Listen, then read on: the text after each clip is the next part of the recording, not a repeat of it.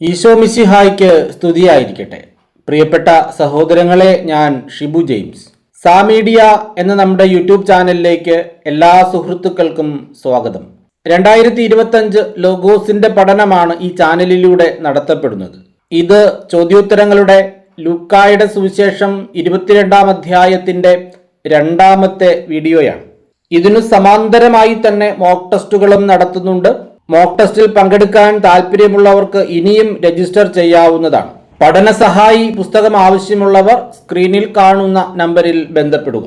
ഒന്നാമത്തെ ചോദ്യം, ലൂക്ക അധ്യായം 22-ന്റെ 4ാമത്തെ തലക്കെട്ട് ആരാണ് വലിയവൻ? ചോദ്യം 2, തങ്ങളിൽ ആരാണ് വലിയവൻ എന്നൊരു തർക്കം അവരുടെ ഇടയിലുണ്ടായി. ആരുടെ ഇടയിൽ? അപ്പോസ്തലന്മാരുടെ.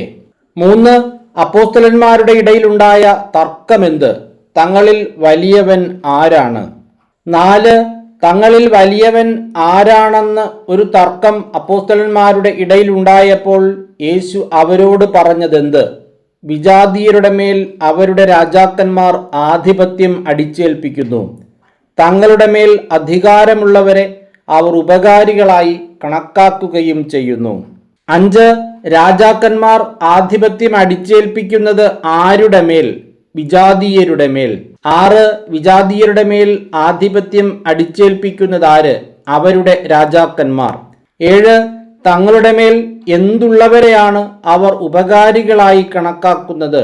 അധികാരമുള്ളവരെ. 8, തങ്ങളുടെ മേൽ അധികാരമുള്ളവനെ അവർ എങ്ങനെ കണക്കാക്കുന്നു? ഉപകാരികളായി. 9, വിജാതീയരുടെ മേൽ അവരുടെ രാജാക്കന്മാർ ആധിപത്യം അടിച്ചേൽപ്പിക്കുന്നു. തങ്ങളുടെ മേൽ അധികാരമുള്ളവരെ അവർ ഉപകാരികളായി കണക്കാക്കുകയും ചെയ്യുന്നു എന്ന് പറഞ്ഞതിനെ തുടർന്ന് യേശു പറയുന്നത് എന്ത്? എന്നാൽ നിങ്ങൾ അങ്ങനെ ആയിരിക്കരുത്. നിങ്ങളിൽ ഏറ്റവും വലിയവൻ ഏറ്റവും ചെറിയവനെപ്പോലെയും അധികാരമുള്ളവൻ ശുശ്രൂഷകനെപ്പോലെ ആയിരിക്കണം. നിങ്ങളിൽ ഏറ്റവും വലിയവൻ ആരെപ്പോലെ ആയിരിക്കണം എന്നാണ് യേശു അപ്പോസ്തലന്മാരോട് പറഞ്ഞത്? ഏറ്റവും ചെറിയവനെപ്പോലെ. 11, ഏറ്റവും ചെറിയവനെപ്പോലെ ആയിരിക്കേണ്ടതാര്? ഏറ്റവും വലിയവൻ. 12, അധികാരമുള്ളവൻ ആയിരിക്കേണ്ടത് എങ്ങനെ? ശുശ്രൂഷകനെപ്പോലെ. 13, ശുശ്രൂഷകനെപ്പോലെ ആയിരിക്കേണ്ടതാര്? അധികാരമുള്ളവൻ. 14, നിങ്ങളിൽ ഏറ്റവും വലിയവൻ ഏറ്റവും ചെറിയവനെപ്പോലെയും അധികാരമുള്ളവൻ ശുശ്രൂഷകനെപ്പോലെയും ആയിരിക്കണം എന്ന് പറഞ്ഞതിനെ തുടർന്ന് യേശു അപ്പോസ്തലന്മാരോട് ചോദിക്കുന്ന 2 ചോദ്യങ്ങളേവ? 1, ആരാണ് വലിയവൻ? ഭക്ഷണത്തിനിരിക്കുന്നവനോ പരിചരിക്കുന്നവനോ? 2, ഭക്ഷണത്തിനിരിക്കുന്നവനല്ലേ? 15, ആരാണ് വലിയവൻ? ഭക്ഷണത്തിനിരിക്കുന്നവനോ പരിചരിക്കുന്നവനോ എന്ന് ചോദിച്ച ശേഷം വലിയവൻ ആരാണ് എന്നാണ് യേശു പറയുന്നത്? ഭക്ഷണത്തിനിരിക്കുന്നവൻ. 16, ഞാനാകട്ടെ നിങ്ങളുടെ ഇടയിൽ ആരെപ്പോലെ ആയിരിക്കുന്നു എന്നാണ് യേശു പറയുന്നത്? പരിചരിക്കുന്നവനെ പോലെ. 17, എൻ്റെ ഡാഷ് എന്നോടുകൂടെ നിരന്തരം ഉണ്ടായിരുന്നവരാണ് നിങ്ങൾ. ലൂക്ക 22:28 പ്രകാരം പൂരിപ്പിക്കുക പരീക്ഷകളിൽ. 18, എൻ്റെ ആര് എനിക്ക് രാജ്യം കൽപ്പിച്ചു തന്നിരിക്കുന്നത് പോലെ ഞാൻ നിങ്ങൾക്കും തരുന്നു എന്നാണ് യേശു പറഞ്ഞത്? പിതാവ്. 19, എൻ്റെ പിതാവ് എനിക്ക് എന്ത് കൽപ്പിച്ചു തന്നിരിക്കുന്ന പോലെ ഞാൻ നിങ്ങൾക്കും തരുന്നു എന്നാണ് യേശു പറഞ്ഞത്? രാജ്യം. 20, എൻ്റെ പിതാവ് എനിക്ക് രാജ്യം കൽപ്പിച്ചു തന്നിരിക്കുന്നത് പോലെ ഞാൻ നിങ്ങൾക്കും തരുന്നത് എന്തിനു വേണ്ടി എന്നാണ് യേശു പറയുന്നത്? നിങ്ങൾ എൻ്റെ രാജ്യത്തിൽ എൻ്റെ മേശയിൽ നിന്ന് ഭക്ഷിക്കുകയും പാനം ചെയ്യുകയും സിംഹാസനത്തിലിരുന്ന് ഇസ്രായേലിലെ 12 ഗോത്രങ്ങളെ വിധിക്കുകയും ചെയ്യുന്നതിനു വേണ്ടി. 21, നിങ്ങൾ എൻ്റെ രാജ്യത്തിൽ എൻ്റെ മേശയിൽ നിന്ന് ഭക്ഷിക്കുകയും പാനം ചെയ്യുകയും സിംഹാസനങ്ങളിലിരുന്ന് ആരെ വിധിക്കുകയും ചെയ്യുന്നതിനു വേണ്ടി അത്രേ എന്നാണ് യേശു പറഞ്ഞത്? ഇസ്രായേലിലെ 12 ഗോത്രങ്ങളെ. 22, നിങ്ങൾ എൻ്റെ രാജ്യത്തിൽ എൻ്റെ മേശയിൽ നിന്ന് ഭക്ഷിക്കുകയും പാനം ചെയ്യുകയും സിംഹാസനങ്ങളിലിരുന്ന് ഇസ്രായേലിലെ 12 ഗോത്രങ്ങളെ വിധിക്കുകയും ചെയ്യുന്നതിന് വേണ്ടി അത്രേ. ആര് ആരോട് പറഞ്ഞു? യേശു അപ്പോസ്തലന്മാരോട്. 23, ലൂക്കായുടെ സുവിശേഷം അധ്യായം 22-ന്റെ 5-ാമത്തെ തലക്കെട്ട് പത്രോസ് ഗുരുവിനെ നിഷേധിക്കും. 24 ലൂക്ക 22:31 യേശു ശിമയോനെ സംബോധന ചെയ്യുന്നത് എങ്ങനെ? ശിമയോൻ ശിമയോൻ. 25 ശിമയോൻ ശിമയോൻ, ആരു നിങ്ങളെ ഗോതമ്പ് പോലെ പാറ്റാൻ ഉദ്യമിച്ചു എന്നാണ് യേശു പറയുന്നത്? സാത്താൻ. 26 സാത്താൻ നിങ്ങളെ എന്തുപോലെ പാറ്റാൻ ഉദ്യമിച്ചു എന്നാണ് യേശു പറയുന്നത്? ഗോതമ്പ് പോലെ. 27 സാത്താൻ നിങ്ങളെ ഗോതമ്പ് പോലെ പാറ്റാൻ ഉദ്യമിച്ചപ്പോൾ യേശു എന്തു ചെയ്തു എന്നാണ് പറഞ്ഞിരിക്കുന്നത്? നിന്റെ വിശ്വാസം ക്ഷയിക്കാതിരിക്കാൻ ഞാൻ നിനക്ക് വേണ്ടി പ്രാർത്ഥിച്ചു. 28 ആരുടെ വിശ്വാസം ക്ഷയിക്കാതിരിക്കാൻ ഞാൻ നിനക്ക് വേണ്ടി പ്രാർത്ഥിച്ചു എന്നാണ് യേശു ശിമയോനോട് പറഞ്ഞത്? നിന്റെ വിശ്വാസം. 29 നീ തിരിച്ചു വന്ന് ആരെ ശക്തിപ്പെടുത്തണം എന്നാണ് യേശു ശിമയോനോട് പറഞ്ഞത്? നിന്റെ സഹോദരരെ. 30 നീ തിരിച്ചു വന്ന് നിന്റെ സഹോദരരെ എന്തു ചെയ്യണം എന്നാണ് യേശു പറഞ്ഞത്? ശക്തിപ്പെടുത്തണം. 31 നിന്റെ വിശ്വാസം ക്ഷയിക്കാതിരിക്കാൻ ഞാൻ നിനക്ക് വേണ്ടി പ്രാർത്ഥിച്ചു. നീ തിരിച്ചു വന്ന് നിന്റെ സഹോദരരെ ശക്തിപ്പെടുത്തണമെന്ന് യേശു പറഞ്ഞപ്പോൾ ശിമയോൻ പറഞ്ഞതെന്ത്? കർത്താവേ, നിന്റെ കൂടെ കാരാഗൃഹത്തിലേക്ക് പോകാനും മരിക്കാൻ തന്നെയും ഞാൻ തയ്യാറാണ്. 32 കർത്താവേ, നിന്റെ കൂടെ കാരാഗൃഹത്തിലേക്ക് പോകാനും മരിക്കാൻ തന്നെയും ഞാൻ തയ്യാറാണ്. ഇത് ആരുടെ വാക്കുകൾ? ശിമയോന്റെ. 33 കർത്താവേ, നിന്റെ കൂടെ കാരാഗൃഹത്തിലേക്ക് പോകാനും മരിക്കാൻ തന്നെയും ഞാൻ തയ്യാറാണ് എന്ന് ശിമയോൻ പറഞ്ഞപ്പോൾ യേശു അവനോട് പറഞ്ഞതെന്ത്? പത്രോസേ, ഞാൻ നിന്നോട് പറയുന്നു, നീ എന്നെ അറിയുകയില്ല എന്ന് 3 പ്രാവശ്യം നിഷേധിച്ചു പറയുന്നതിന് മുമ്പ് ഇന്ന് കോഴി കൂവുകയില്ല. 34 ഞാൻ നിന്നോട് പറയുന്നു, നീ എന്നെ അറിയുകയില്ല എന്ന് 3 പ്രാവശ്യം നിഷേധിച്ച് പറയുന്നതിന് മുമ്പ് ഇന്ന് കോഴി കൂവുകയില്ല. ഇത് പറയുമ്പോൾ യേശു ഉപയോഗിച്ച സംബോധന എന്ത്? പത്രോസേ.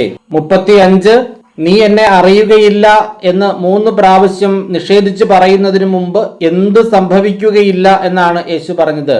കോഴി കൂവുകയില്ല. 36 നീ എന്നെ അറിയുകയില്ല എന്ന് എത്ര പ്രാവശ്യം നിഷേധിച്ച് പറയും എന്നാണ് യേശു പത്രോസിനോട് പറയുന്നത്? 3 പ്രാവശ്യം. 37 ലൂക്കായുടെ സുവിശേഷം അധ്യായം 22 6 തലക്കെട്ട് പണവും വാളും കരുതുക. 38 നീ എന്നെ അറിയുകയില്ല എന്ന് 3 പ്രാവശ്യം നിഷേധിച്ച് പറയുന്നതിന് മുമ്പ് ഇന്ന് കോഴി കൂവുകയില്ല എന്ന് പത്രോസിനോട് പറഞ്ഞ ശേഷം യേശു ശിഷ്യന്മാരോട് ചോദിച്ചതെന്ത്? ഞാൻ നിങ്ങളെ മടിശീലയോ ഭാണ്ഡമോ ചെരുപ്പോ ഇല്ലാതെ അയച്ചപ്പോൾ നിങ്ങൾക്ക് എന്തിനെങ്കിലും കുറവുണ്ടായോ? 39 ഞാൻ നിങ്ങളെ എന്തെല്ലാം ഇല്ലാതെ അയച്ചപ്പോൾ നിങ്ങൾക്ക് എന്തിനെങ്കിലും കുറവുണ്ടായോ എന്നാണ് യേശു അപ്പോസ്തലന്മാരോട് ചോദിക്കുന്നത്? മടിശീലയോ ഭാണ്ഡമോ ചെരുപ്പോ? 40 ഞാൻ നിങ്ങളെ മടിശീലയോ ഭാണ്ഡമോ ചെരുപ്പോ ഇല്ലാതെ അയച്ചപ്പോൾ നിങ്ങൾക്ക് എന്തുണ്ടായോ എന്നാണ് യേശു അവരോട് ചോദിച്ചത്. അവരോട് എന്ന് പറയുന്നത് ശിഷ്യന്മാരെയാണ്. എന്തിനെങ്കിലും കുറവുണ്ടായോ? 41 ഞാൻ നിങ്ങളെ മടിശീലയോ ഭാണ്ഡമോ ചെരുപ്പോ ഇല്ലാതെ അയച്ചപ്പോൾ നിങ്ങൾക്ക് എന്തിനെങ്കിലും കുറവുണ്ടായോ എന്ന ചോദ്യത്തിന് അവർ പറഞ്ഞ മറുപടി എന്ത്? ഒന്നിനും കുറവുണ്ടായില്ല. 42 ഒന്നിനും കുറവുണ്ടായില്ല എന്ന് അവർ പറഞ്ഞപ്പോൾ യേശു പറഞ്ഞതെന്ത്?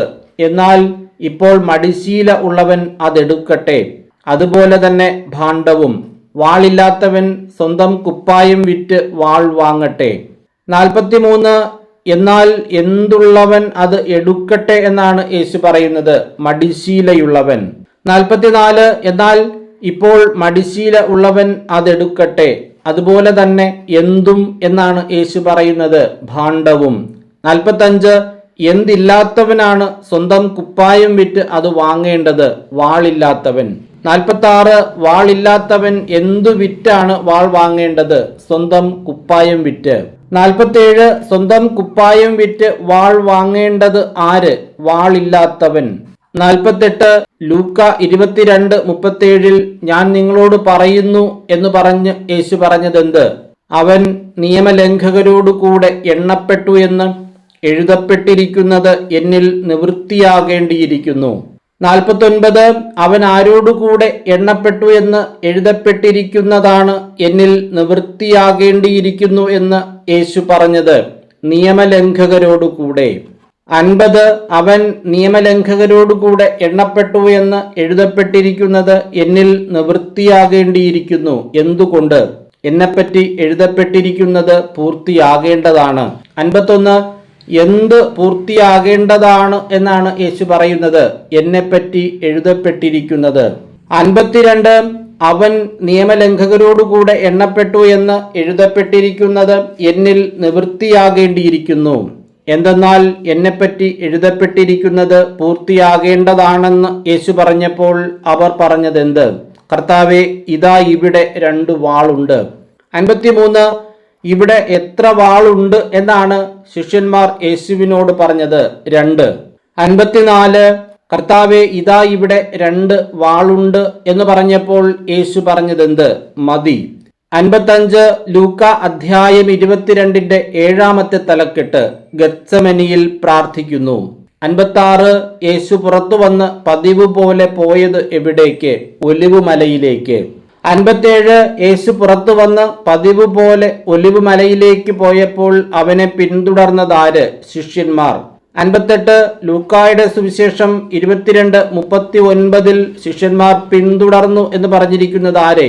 ഒലിവ് മലയിലേക്ക് പോയ യേശുവിനെ. 59 ഒലിവ് മലയിലെത്തിയപ്പോൾ യേശു ശിഷ്യന്മാരോട് പറഞ്ഞതെന്ത്? നിങ്ങൾ പരീക്ഷയിൽ ഉൾപ്പെടാതിരിക്കാൻ പ്രാർത്ഥിക്കുവിൻ. 60 നിങ്ങൾ എന്തിനു വേണ്ടി പ്രാർത്ഥിക്കുവിൻ എന്നാണ് യേശു ശിഷ്യന്മാരോട് പറഞ്ഞത്? പരീക്ഷയിൽ ഉൾപ്പെടാതിരിക്കാൻ. 61 നിങ്ങൾ പരീക്ഷയിൽ ഉൾപ്പെടാതിരിക്കാൻ എന്ത് ചെയ്യുവിൻ എന്നാണ് യേശു ശിഷ്യന്മാരോട് പറഞ്ഞത്? പ്രാർത്ഥിക്കുവിൻ. 62 നിങ്ങൾ പരീക്ഷയിൽ ഉൾപ്പെടാതിരിക്കാൻ പ്രാർത്ഥിക്കുവിൻ എന്ന് ശിഷ്യന്മാരോട് പറഞ്ഞ ശേഷം യേശു ചെയ്തതെന്ത്? അവൻ അവരിൽ നിന്ന് ഒരു കല്ലേറ് ദൂരം മാറി മുട്ടിന്മേൽ വീണ് പ്രാർത്ഥിച്ചു. 63 ശിഷ്യന്മാരിൽ നിന്ന് എത്ര ദൂരം മാറി മുട്ടിന്മേൽ വീണ് യേശു പ്രാർത്ഥിച്ചു എന്നാണ് പറഞ്ഞിരിക്കുന്നത്? ഒരു കല്ലേറു ദൂരം. 64 യേശു ശിഷ്യന്മാരിൽ നിന്ന് ഒരു കല്ലേറു ദൂരം മാറി എങ്ങനെയാണ് പ്രാർത്ഥിച്ചത്? മുട്ടിന്മേൽ വീണ്. 65 യേശു ശിഷ്യന്മാരിൽ നിന്നും ഒരു കല്ലേറു ദൂരം മാറി മുട്ടിന്മേൽ വീണ് പ്രാർത്ഥിച്ചതെന്ത്? പിതാവേ, അങ്ങേക്ക് ഇഷ്ടമെങ്കിൽ ഈ പാനപാത്രം എന്നിൽ നിന്നും അകറ്റണമേ, എങ്കിലും എന്റെ ഹിതമല്ല അവിടുത്തെ ഹിതം നിറവേറട്ടെ. 66 പിതാവേ, അങ്ങേക്ക് ഇഷ്ടമെങ്കിൽ എന്ത് എന്നിൽ നിന്ന് അകറ്റണമേ എന്നാണ് യേശു പിതാവിനോട് പ്രാർത്ഥിക്കുന്നത്? ഈ പാനപാത്രം. 67 ഈ പാനപാത്രം എന്നിൽ നിന്ന് അകറ്റണമേ എന്ന് പ്രാർത്ഥിക്കുന്ന യേശു അതിനു മുമ്പ് പിതാവിനോട് പറയുന്നത് എന്ത്? അങ്ങേക്ക് ഇഷ്ടമെങ്കിൽ. 68 പിതാവേ, അങ്ങേക്ക് ഇഷ്ടമെങ്കിൽ ഈ പാനപാത്രം എന്നിൽ നിന്ന് അകറ്റണമേ എന്ന പ്രാർത്ഥനയ്ക്ക് ശേഷം യേശു പറയുന്നത് എന്ത്? എങ്കിലും എന്റെ ഹിതമല്ല അവിടുത്തെ ഹിതം നിറവേറട്ടെ. 69 പിതാവേ, അങ്ങേക്ക് ഇഷ്ടമെങ്കിൽ ഈ പാനപാത്രം എന്നിൽ നിന്ന് അകറ്റണമേ, എങ്കിലും എന്റെ ഹിതമല്ല അവിടുത്തെ ഹിതം നിറവേറട്ടെ എന്ന് യേശു പ്രാർത്ഥിച്ചപ്പോൾ അവനെ ശക്തിപ്പെടുത്താൻ പ്രത്യക്ഷപ്പെട്ടതാര്? ഒരു ദൂതൻ. 70 അവനെ ശക്തിപ്പെടുത്താൻ ഒരു ദൂതൻ പ്രത്യക്ഷപ്പെട്ടത് എവിടെ നിന്ന്? സ്വർഗത്തിൽ നിന്ന്. 71 എന്തിനു വേണ്ടിയാണ് ഒരു ദൂതൻ സ്വർഗത്തിൽ നിന്നും പ്രത്യക്ഷപ്പെട്ടത്? യേശുവിനെ ശക്തിപ്പെടുത്താൻ. 72 അവനെ, അതായത് യേശുവിനെ ശക്തിപ്പെടുത്താൻ സ്വർഗത്തിൽ നിന്ന് ഒരു ദൂതൻ പ്രത്യക്ഷപ്പെട്ടപ്പോൾ അവൻ ചെയ്തതെന്ത്? തീവ്രവേദനയിൽ മുഴുകി കൂടുതൽ തീക്ഷ്ണമായി പ്രാർത്ഥിച്ചു. 73 എന്തിൽ മുഴുകിയാണ് യേശു കൂടുതൽ തീവ്രമായി പ്രാർത്ഥിച്ചത്? തീവ്രവേദനയിൽ. 74 തീവ്രവേദനയിൽ മുഴുകി യേശു ചെയ്തതെന്ത്? കൂടുതൽ തീക്ഷ്ണമായി പ്രാർത്ഥിച്ചു. 75 തീക്ഷ്ണവേദനയിൽ മുഴുകി കൂടുതൽ തീക്ഷ്ണമായി പ്രാർത്ഥിച്ചപ്പോൾ സംഭവിച്ചതെന്ത്? അവന്റെ വിയർപ്പ് രക്തത്തുള്ളികൾ പോലെ നിലത്തു വീണു. 76 എന്താണ് രക്തത്തുള്ളികൾ പോലെ നിലത്തു വീണത്? അവന്റെ വിയർപ്പ്. 77 അവന്റെ വിയർപ്പ് എങ്ങനെയാണ് നിലത്തു വീണത്? രക്തത്തുള്ളികൾ പോലെ. 78 ശിഷ്യന്മാർ വ്യസനം നിമിത്തം തളർന്നുറങ്ങുന്നത് കണ്ടത് എപ്പോൾ? യേശു പ്രാർത്ഥന കഴിഞ്ഞ് എഴുന്നേറ്റ് ശിഷ്യന്മാരുടെ അടുത്തു വന്നപ്പോൾ. 79 യേശു പ്രാർത്ഥന കഴിഞ്ഞ് എഴുന്നേറ്റ് ശിഷ്യന്മാരുടെ അടുത്ത് വന്നപ്പോൾ കണ്ടതെന്ത്? അവർ വ്യസനം നിമിത്തം തളർന്നുറങ്ങുന്നത്. 80 ശിഷ്യന്മാർ ഉറങ്ങാൻ കാരണമെന്ത്? വ്യസനം നിമിത്തം തളർന്ന്. 81 അവൻ പ്രാർത്ഥന കഴിഞ്ഞ് എഴുന്നേറ്റ് ശിഷ്യന്മാരുടെ അടുത്ത് വന്നപ്പോൾ അവർ വ്യസനം നിമിത്തം തളർന്നുറങ്ങുന്നത് കണ്ട് യേശു അവരോട് ചോദിച്ചതെന്ത്? നിങ്ങൾ ഉറങ്ങുന്നത് എന്ത്? 82 നിങ്ങൾ ഉറങ്ങുന്നത് എന്ത്? ആരോട് ചോദിച്ചു? യേശു ശിഷ്യന്മാരോട്. 83 നിങ്ങൾ ഉറങ്ങുന്നത് എന്ത് എന്ന് ചോദിച്ചതിനെ തുടർന്ന് യേശു ശിഷ്യന്മാരോട് പറയുന്നത് എന്ത്? പരീക്ഷയിൽ അകപ്പെടാതിരിക്കാൻ ഉണർന്നിരുന്ന് പ്രാർത്ഥിക്കുവിൻ. 84 പരീക്ഷയിൽ അകപ്പെടാതിരിക്കാൻ എന്ത് ചെയ്യുവിൻ എന്നാണ് യേശു ശിഷ്യന്മാരോട് പറഞ്ഞത്? ഉണർന്നിരുന്ന് പ്രാർത്ഥിക്കുവിൻ. ഇങ്ങനെ 84 ചോദ്യങ്ങളാണ് ലൂക്ക 22-ാം അധ്യായത്തിന്റെ 2-ാമത്തെ ഭാഗത്ത് തയ്യാറാക്കിയിട്ടുള്ളത്. എല്ലാവരും നന്നായി വചനം പഠിക്കുക. ലോഗോസ് ക്വിസ് പഠനം എന്നതു തന്നെ ബൈബിൾ പഠിക്കുന്നതിനുള്ള ഒരു മാർഗമാണ്. നമ്മുടെ പഠനസഹായി പുസ്തകം ഇപ്പോഴും ലഭ്യമാണ്. ആവശ്യമുള്ളവർ സ്ക്രീനിൽ കാണുന്ന നമ്പറിൽ ബന്ധപ്പെടുക. 5 പുസ്തകം വാങ്ങുന്നവർക്ക് ഒരു പുസ്തകം സൗജന്യമായി നൽകുന്നതായിരിക്കും. എല്ലാവർക്കും എല്ലാവിധമായ നന്മകളും അനുഗ്രഹങ്ങളും ഉണ്ടാകട്ടെ എന്ന് ആശംസിച്ചുകൊണ്ട് പ്രാർത്ഥിച്ചുകൊണ്ട് നിർത്തുന്നു. നന്ദി.